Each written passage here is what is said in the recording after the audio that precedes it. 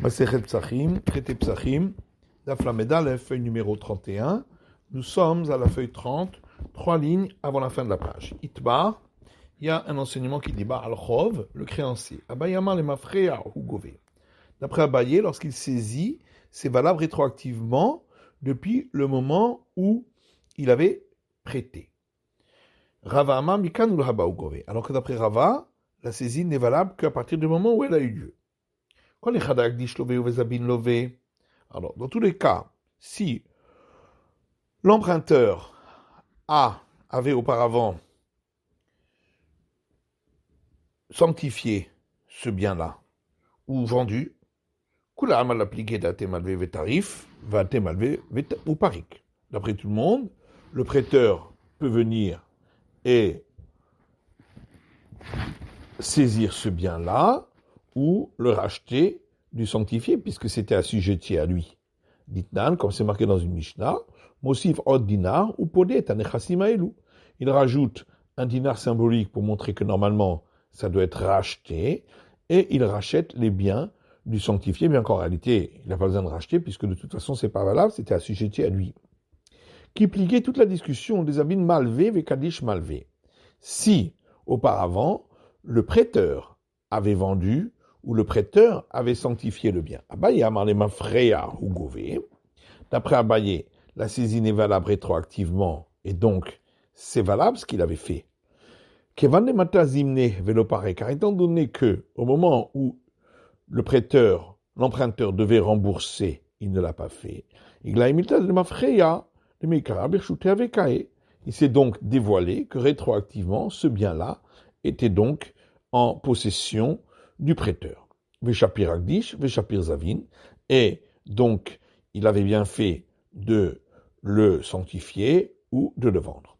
Rava Amar, alors que Rava lui pense Mikanul Haba ou Gové, la saisie est valable que à partir du moment où elle a eu lieu. Kevande ilo avait les zouzé, avait mes salik les bezuzé.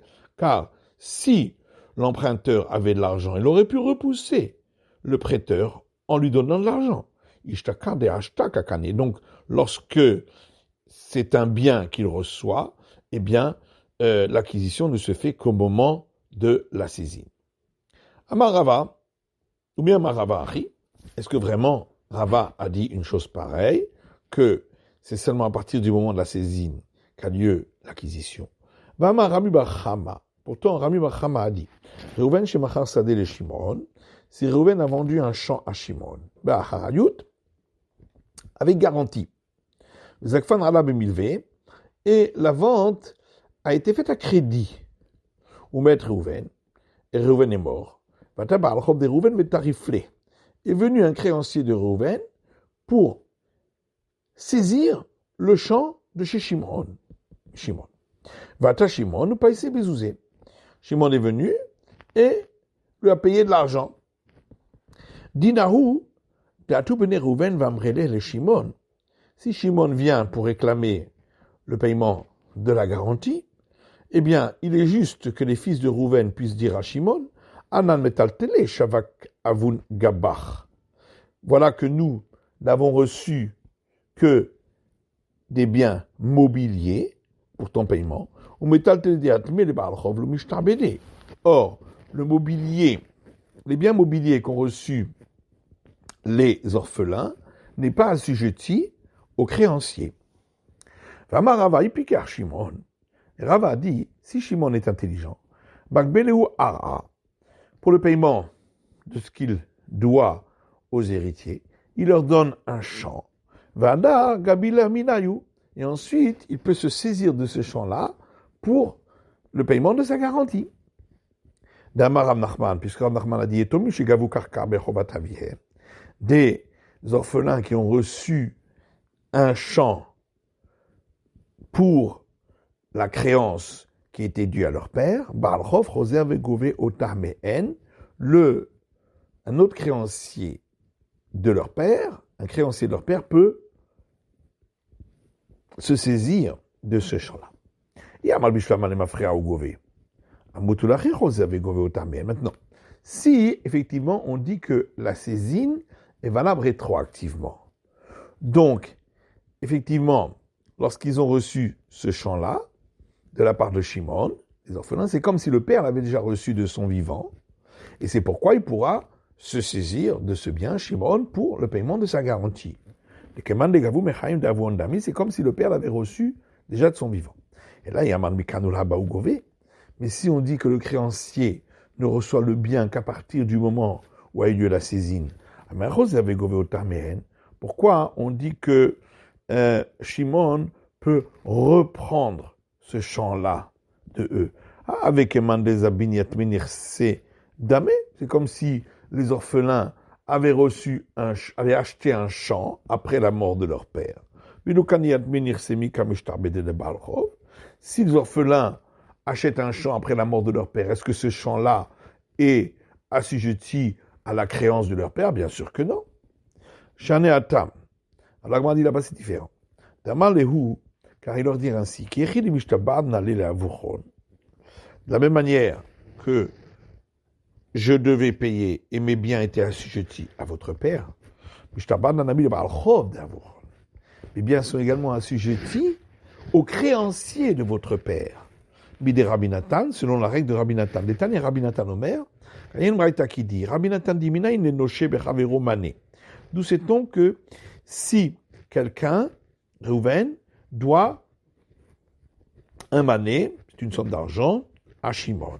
Bechavero. Et Shimon doit également cette somme à Lévi. Shimotzi misé, benotilésé. On prend l'argent de Reuven et directement on la paye à Lévi. C'est pourquoi le verset dit, il donnera à celui auquel il y avait une dette qui était due à lui. Et donc ici aussi, en réalité, Shimon qui devait à Reuven, mais Reuven devait aussi à Shimon. C'est comme si Shimon se devait déjà lui-même du vivant du père. Et donc, lorsqu'il a rendu le champ aux orphelins, il peut se le reprendre à lui-même, puisque c'était déjà dû du temps de leur père. Donc, c'est comme s'il se payait directement lui-même par le truchement de cette règle de Rabbi Nathan. Tnan, alors dans notre Mishnah, on a vu, Nochish il va être Israël al-Chemtso. Si un non-juif a prêté de l'argent à un juif contre un gage avec le chametz du juif. Achar Pessah mutar be'ana'a. Après Pessah, ce chametz-là, on a le droit d'en tirer profit. Et Amar Bishlama, les mafréa ou gové. Alors, si on dit que lorsque le créancier reçoit le bien, c'est comme s'il l'avait reçu rétroactivement à Moutelachi Moutabana, on comprend que le bien en a le droit d'en tirer profit, parce qu'il était déjà en non-juif depuis le départ, avant Pessah. Et là, Merd Mikal me là-bas au gové. Mais si on dit que lorsqu'il se saisit de bien, la saisine est valable, l'acquisition est valable qu'à partir du moment de la saisine. Amay Moutar Be'ana, pourquoi ce Chametz, on aurait le droit d'en tirer profit? Birchuta d'Israël, Avakaï, au moment de Pessah, il était encore entre les mains du juif. Ici, on parle d'un cas où le juif avait déposé le Chametz chez le non-juif. Dans ce cas-là, effectivement, on considère dans tous les cas qu'il appartenait au non-juif pendant Pessah. Nema Ketanae, est-ce que, en réalité, cette discussion entre Abaye et Rava serait une discussion entre les maîtres du temps de la Mishnah? Puisqu'il y a une braïta qui dit, un juif qui a prêté de l'argent à un non-juif contre un gage qui est Chametz, après Pessah, il n'aura pas enfreint l'interdit de le posséder, donc on aura le droit d'en tirer profit. Shum Rabbi Meir Amrou, Over. Alors que d'après Rabbi Meir, on dit que il a enfreint cet interdit, donc on n'aura pas le droit d'en tirer profit. Maïla Behaka Miflege. N'est-ce pas? La discussion est la suivante. Temar Savar les Mafré Augové. Celui qui dit qu'il a enfreint, c'est parce que la saisine est valable rétroactivement, donc elle était déjà avant Pessah. Marsava Mikanu là-bas Augové. Et l'autre pense que la saisine n'est valable que à partir du moment où elle a eu lieu. Et donc c'était après Pessah. Et Tisbera, tu crois vraiment que c'est ça la discussion? Et Masefa, regardons la suite de cette braïta. Aval nochish il va l'Israël al-Chenso. Mais si un non-juif a prêté de l'argent à un juif contre un gage qui est Hametz, la Rabbe s'en livra kol over. Après Pessah, d'après tout le monde, le juif aura enfreint l'interdit de posséder le Hametz. Or, puisqu'il s'agit dans la suite de la Mishnah du cas inverse du premier cas de la Mishnah, eh bien à ce moment-là, les opinions auraient dû être simplement inversées. Les mandats maratam et over. Celui qui avait dit, dans le premier cas, qu'il n'a pas enfreint l'interdit, acha over. Dans le deuxième cas, on devrait dire qu'il a enfreint. Le mandat maratam over, acha et over. Et celui qui avait dit dans le premier cas qu'il a enfreint l'interdit, dans le second, il devrait dire qu'il n'a pas enfreint l'interdit. Et là, seulement, ici, de quoi on parle? On parle que l'objet a été déposé chez le prêteur. La discussion au départ, lorsque c'était un juif qui a prêté à un non-juif, c'était concernant la règle énoncée par Rabbi Yitzhak. Rabbi Yitzhak dit d'où sait-on que le créancier, lorsqu'il reçoit un gage, il l'acquiert. Chez Neymar, parce qu'il est écrit dans le verset, et pour toi, ce sera une charité lorsque tu rendras la couverture que tu as pris en gage à l'emprunteur pour qu'il puisse se couvrir avec la nuit. Or, s'il n'avait pas acquis ce bien en gage, pourquoi on dit que c'est une charité? De là, on voit que le prêteur acquiert le gage.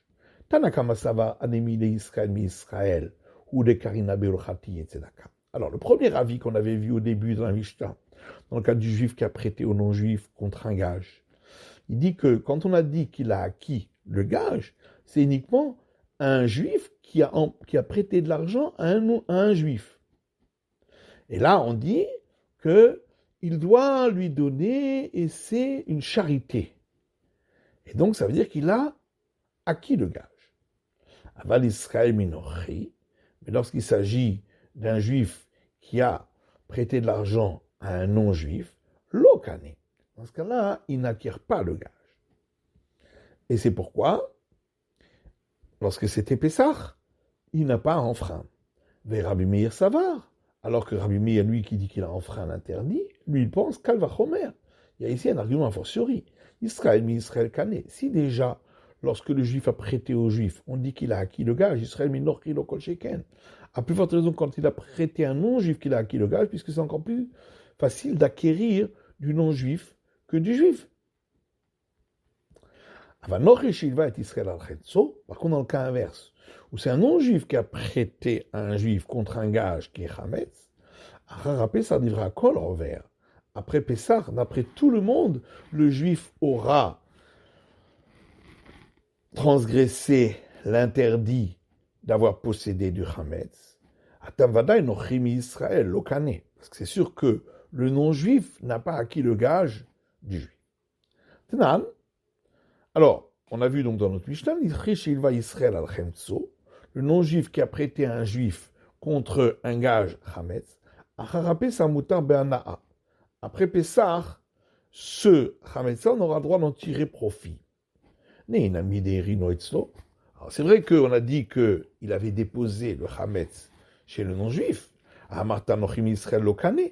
mais tu viens de dire que le non-juif n'acquiert pas le gage du juif. Donc pourquoi le juif n'a pas transgressé l'interdit? La kasha, ce n'est pas une question. Adamar le me'arshav, Adelamar le me'arshav. Ça dépend. Si au moment du prêt, il lui a dit ce gage-là, je le reçois dès maintenant, il m'est acquis, ou il lui a pas dit il est acquis dès maintenant. Donc lorsqu'on a dit qu'il enfreint, c'est lorsqu'il lui a dit qu'il est acquis dès maintenant.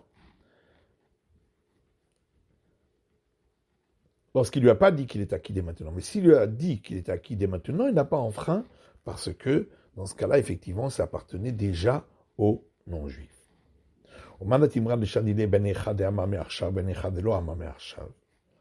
Et d'où sait-on qu'on fait une différence entre le cas où il lui a dit le gage m'est acquis dès maintenant, ou lorsqu'il ne lui a pas dit qu'il lui est acquis dès maintenant, des Tania, parce qu'il y a une braïta qui dit Nochi shehirin pas fourni et tzed Israël. Un non-juif qui a emprunté de l'argent à un juif et il a déposé chez le juif un gage qui était un gros pain cuit dans un four. Et non, au vert, le juif n'a pas enfreint l'interdit de posséder du chametz pendant Pessah. Mais s'il lui a dit au moment de lui donner le pain, le voilà, il est à toi, au vert, dans ce cas-là, il a enfreint l'interdit. C'est quoi la différence entre le premier cas et le deuxième cas? Et la lave shmarmina, n'est-ce pas? D'ici, on voit que c'est différent dans le cas où il a dit tu l'acquiers dès maintenant. Du cas où il ne lui a pas dit tu l'acquiers dès maintenant. Shmarmina, donc on le voit d'ici.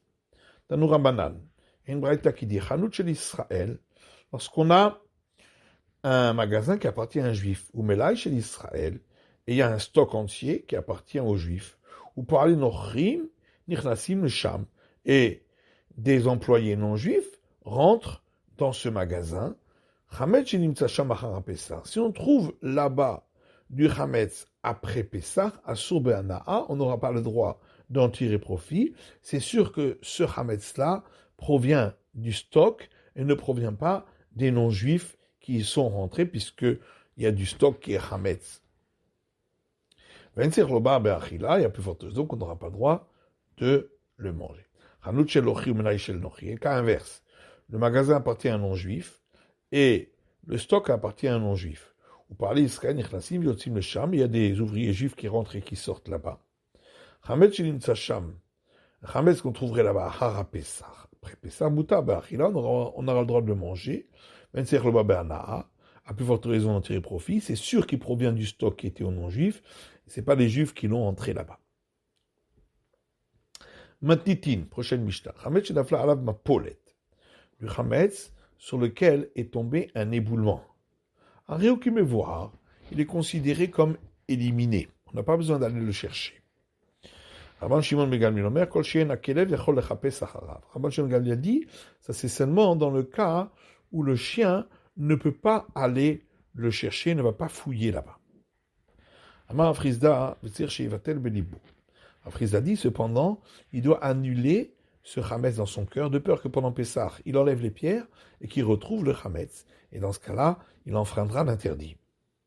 Tanakama Hapis HaKelev, il y a une braïta qui dit, combien c'est de profondeur, la profondeur vers laquelle le chien continue à fouiller. Shoshat Fahim, 3 fois l'argent du poids.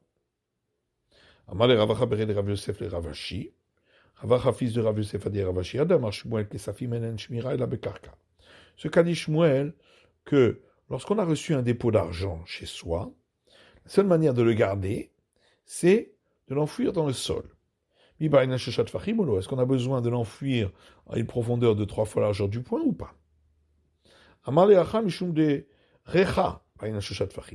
Il lui a répondu ici pour le chametz, étant donné qu'il sent une odeur. On a besoin de 3 fois la largeur du poing parce que le chien, il sent l'odeur.